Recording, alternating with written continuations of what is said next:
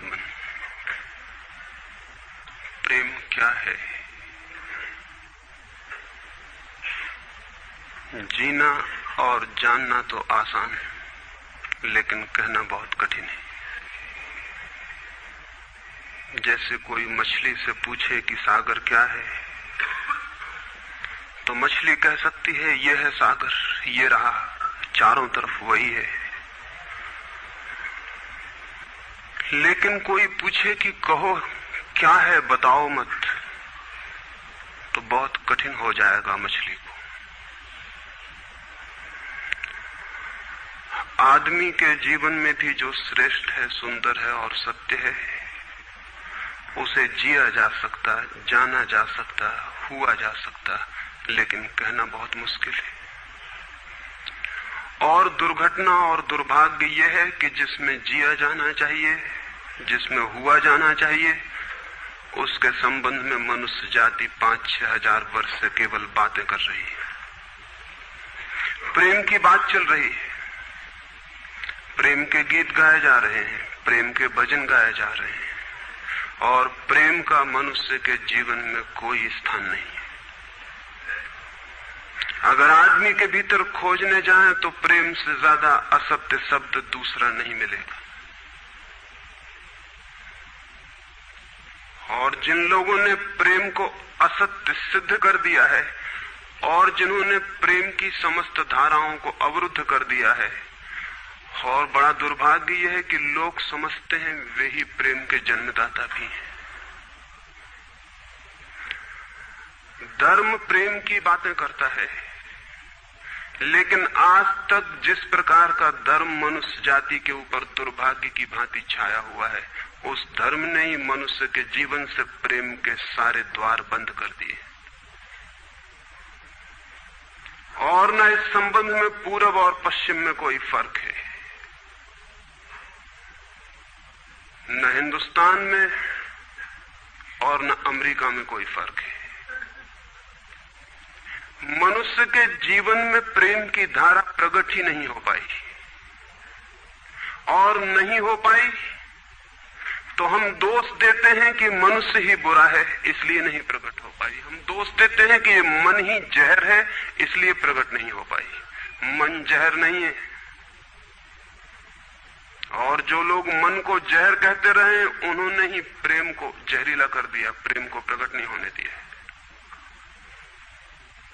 मन जहर हो कैसे सकता है? इस जगत में कुछ भी जहर नहीं है। परमात्मा के सारे उपक्रम में कुछ भी विष नहीं है, सब अमृत है। लेकिन आदमी ने सारे अमृत को जहर कर लिया है, और इस जहर करने में शिक्षक, साधु संत और तथाकथित धार्मिक लोगों का सबसे ज्यादा हाथ है। इस बात को थोड़ा समझ लेना जरूरी है, क्योंकि अगर ये बात दिखाई न पड़े तो मनुष्य के जीवन में कभी भी प्रेम भविष्य में भी नहीं हो सकेगा। क्योंकि जिन कारणों से प्रेम नहीं पैदा हो सका है, उन्हीं कारणों को हम प्रेम प्रकट करने के आधार और कारण बना रहे हैं।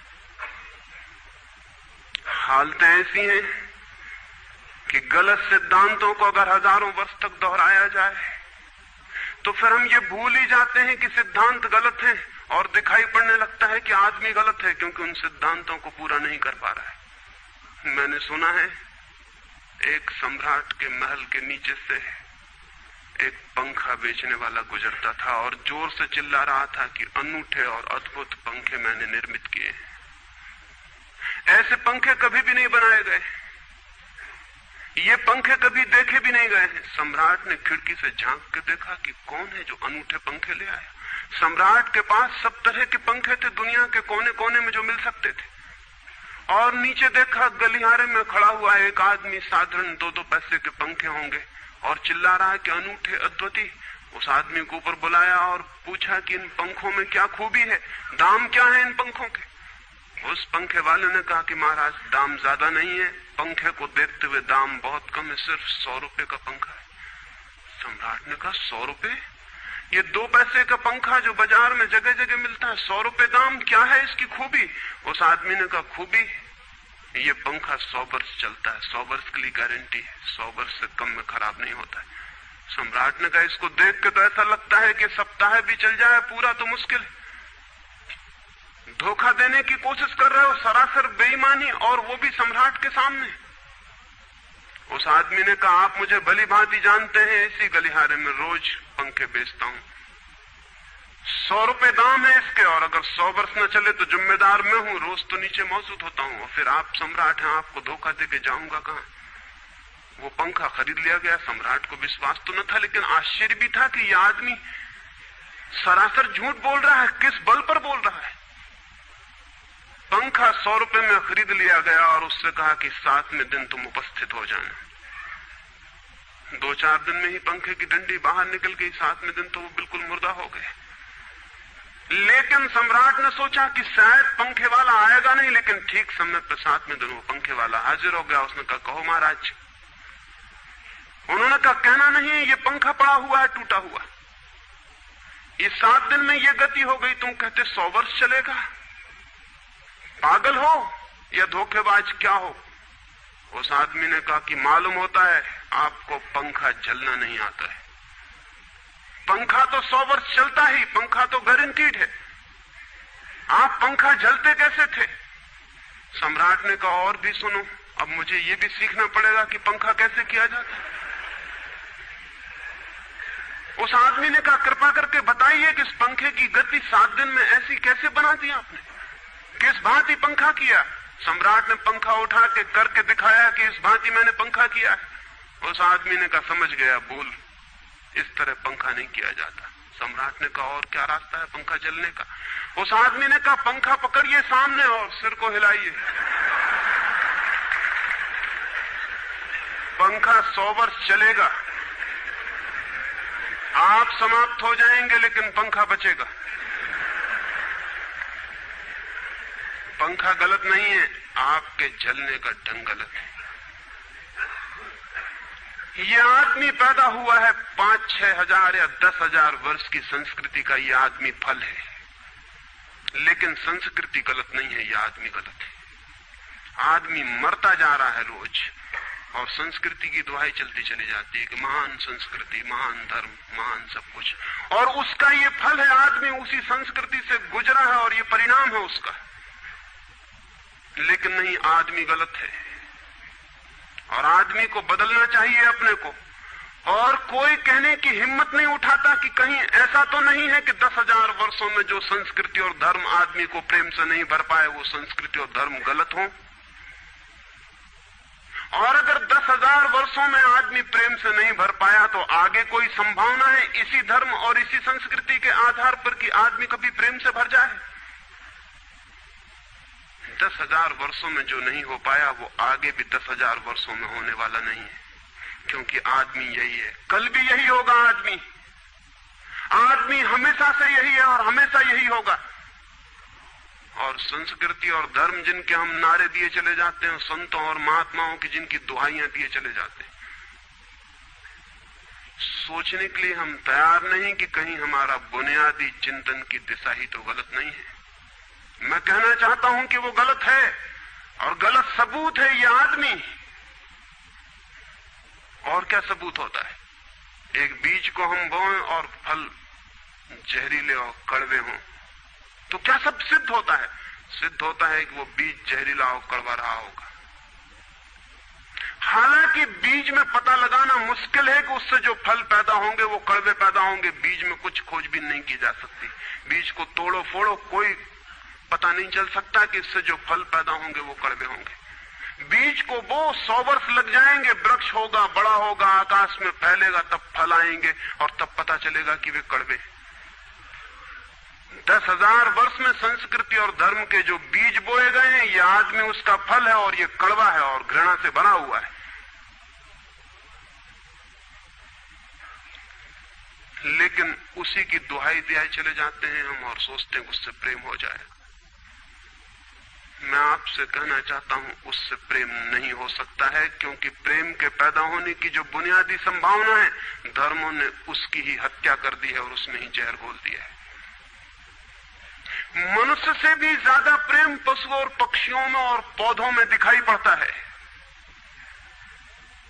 जिनके पास न कोई संस्कृति है न कोई धर्म है।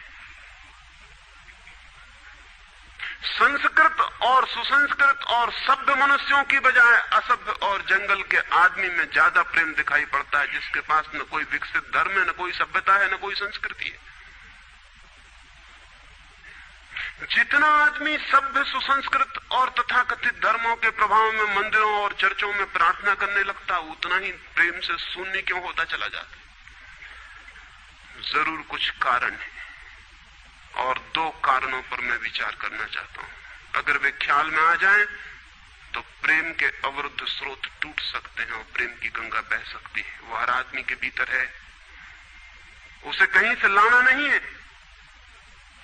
प्रेम कोई ऐसी बात नहीं है कि कहीं खोजने जाना है उसे, वो है, वो प्राणों की प्यास है हर एक के भीतर, वो प्राणों की सुगंध है प्रत्येक के भीतर, लेकिन चारों तरफ से परकोटा है उसके और वो प्रकट नहीं हो पाती। सब तरफ पत्थर की दीवार है और वो झरने नहीं फूट पाते। तो प्रेम की खोज और प्रेम की साधना कोई पॉजिटिव, कोई विधायक खोज और साधना नहीं है कि हम जाएं और कहीं प्रेम सीख लें। एक मूर्तिकार एक पत्थर को तोड़ रहा था, कोई देखने गया था कि मूर्ति कैसे बनाई जाती है। उसने देखा कि मूर्ति तो बिल्कुल नहीं बनाई जा रही, सिर्फ छेनी और हथौड़े से पत्थर तोड़ा जा रहा है। तो उस आदमी ने पूछा कि आप क्या कर रहे हैं, मूर्ति नहीं बनाएंगे? मैं तो मूर्ति का बनना देखने आया हूं, आप तो सिर्फ पत्थर तोड़ रहे हैं। उस मूर्तिकार ने कहा कि मूर्ति तो पत्थर के भीतर छिपी है, उसे बनाने की जरूरत नहीं है, सिर्फ उसके ऊपर जो व्यर्थ पत्थर जुड़ा है उसे अलग कर देने की जरूरत है और मूर्ति प्रकट हो जाएगी। मूर्ति बनाई नहीं जाती, मूर्ति सिर्फ आविष्कृत होती है, डिस्कवर होती है, अनावृत होती है, उघाड़ी जाती है। मनुष्य के भीतर प्रेम छिपा है, सिर्फ उघाड़ने की बात है, उसे पैदा करने का सवाल नहीं है, अनावृत करने की बात है। कुछ है जो हमने ऊपर से ओढ़ा हुआ है, जो उसे प्रकट नहीं होने देता। एक चिकित्सक से जाके आप पूछें कि स्वास्थ्य क्या है, और दुनिया का कोई चिकित्सक नहीं बता सकता कि स्वास्थ्य क्या है। बड़े आश्चर्य की बात है, स्वास्थ्य पर ही तो सारा चिकित्सा शास्त्र खड़ा है, सारी मेडिकल साइंस खड़ी है, और कोई नहीं बता सकता कि स्वास्थ्य क्या है। लेकिन चिकित्सक से पूछें कि स्वास्थ्य क्या है, तो वो कहेगा बीमारियों के बाबत हम बता सकते हैं कि बीमारियां क्या हैं, उनके लक्षण हमें पता है, एक एक बीमारी का अलग अलग परिभाषा हमें पता है। स्वास्थ्य का हमें कोई भी पता नहीं है। इतना हम कह सकते हैं कि जब कोई बीमारी नहीं होती तो जो होता है वो स्वास्थ्य है। स्वास्थ्य तो मनुष्य के भीतर छिपा है, इसलिए मनुष्य की परिभाषा के बाहर है। बीमारी बाहर से आती है, इसलिए बाहर से परिभाषा की जा सकती है। स्वास्थ्य भीतर से आता है, उसकी कोई परिभाषा नहीं की जा सकती। इतना ही हम कह सकते हैं कि बीमारियों का अभाव स्वास्थ्य है। लेकिन ये स्वास्थ्य की कहां परिभाषा हुई? स्वास्थ्य के संबंध में तो हमने कुछ भी ना कहा कि बीमारियां नहीं है, तो बीमारियों के संबंध में कहा। सच ये है कि स्वास्थ्य पैदा नहीं करना होता, या तो छिप जाता है बीमारियों में, या बीमारियां हट जाती हैं तो प्रकट हो जाता है। स्वास्थ्य हम में है, स्वास्थ्य हमारा स्वभाव है, प्रेम हम में है, प्रेम हमारा स्वभाव है। इसलिए ये बात गलत है कि मनुष्य को समझाया जाए कि तुम प्रेम पैदा करो। सोचना यह है कि प्रेम पैदा क्यों नहीं हो पा रहा है, बाधा क्या है, अड़चन क्या है, कहां रुकावट डाल दी गई। अगर कोई भी रुकावट ना हो तो प्रेम प्रकट होगा ही, उसे सिखाने की और समझाने की कोई भी जरूरत नहीं है। अगर मनुष्य के ऊपर गलत संस्कृति और गलत संस्कार की धाराएं और बाधाएं न हो तो हर आदमी प्रेम को उपलब्ध होगा ही, ये अनिवार्यता है। प्रेम से कोई बच ही नहीं सकता, प्रेम स्वभाव है। गंगा बहती है हिमालय से, बहेगी गंगा, उसके प्राण है, उसके पास जल है, वो बहेगी और सागर को खोज ही लेगी। न किसी पुलिस वाले से पूछेगी, न किसी पुरोहित से पूछेगी कि सागर कहां है। देखा किसी गंगा को चौरस्ते पर खड़े होकर पूछते कि सागर कहां है? उसके प्राणों में है छिपी सागर की खोज और ऊर्जा है, तो पहाड़ तोड़ेगी, मैदान तोड़ेगी और पहुंच जाएगी सागर तक। सागर कितने ही दूर हो, कितना ही छिपा हो, खोज ही लेगी। और कोई रास्ता नहीं है, कोई गाइड बुक नहीं है कि जिससे पता लगा ले कि कहां से जाना है, लेकिन पहुंच जाती है। लेकिन बांध बांध दिए जाएं, चारों तरफ परकोटे उठा दिए जाएं, प्रकृति की बाधाओं को तोड़ के तो गंगा सागर तक पहुंच जाती है, लेकिन अगर आदमी की इंजीनियरिंग की बाधाएं खड़ी कर दी जाएं तो हो सकता है गंगा सागर तक न पहुंच पाए। ये भेद समझ लेना जरूरी है। प्रकृति की कोई भी बाधा असल में बाधा नहीं है, इसलिए गंगा सागर तक पहुंच जाती है, हिमालय को काट के पहुंच जाती है। लेकिन अगर आदमी इजाद करे, इंतजाम करे, तो गंगा को सागर तक नहीं भी पहुंचने दे सकता है। प्रकृति का तो एक सहयोग है, प्रकृति तो एक हार्मनी है। वहां जो बाधा भी दिखाई पड़ती है वो भी शायद शक्ति को जगाने के लिए चुनौती है। वहां जो विरोध भी दिखाई पड़ता है वो भी शायद भीतर प्राणों में जो छिपा है उसे प्रकट करने के लिए बुलावा है। वहां शायद कोई बाधा नहीं है। वहां हम बीज को दबाते हैं जमीन में,